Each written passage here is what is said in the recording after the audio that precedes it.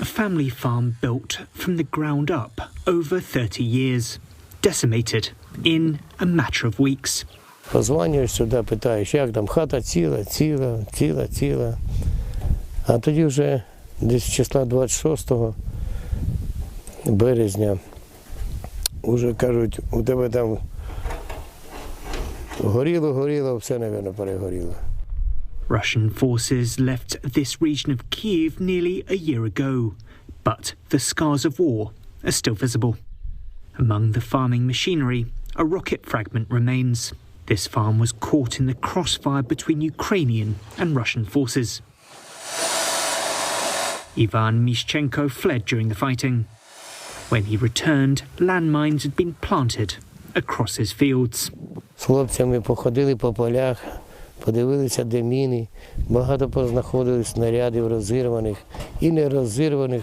От бачите, там воно висить снаряд від цього, від града. Тут їх було дуже багато, поле побите так було, що їдеш, разів два чуть не перевернувся в тих ямах. Ivan's son-in-law was killed shortly after the start of the full-scale invasion last February. Beyond the cost in human lives, the war has also caused economic pain.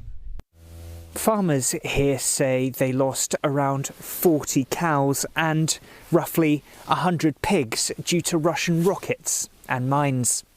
They say hundreds of thousands of dollars worth of damage has been done. The economic toll is being felt across the agricultural sector.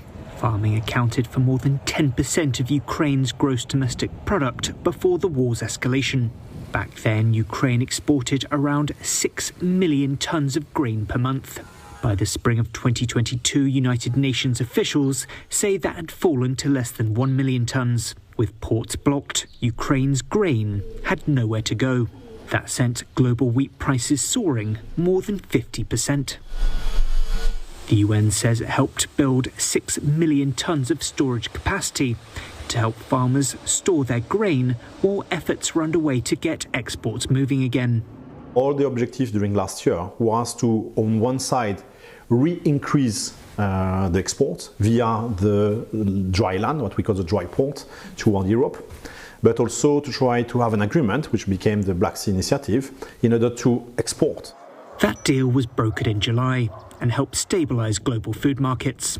As of January, more than 21 million tonnes of foodstuffs had been shipped overseas because of it, with the majority of wheat going to developing countries.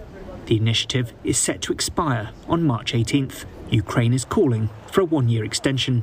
Anything that helps get these grains and food stuffs onto global markets helps bring prices down and ease the supply situation. And the Black Sea Grain Initiative has done just that, and it has been very successful if you look at the quantities that have been exported.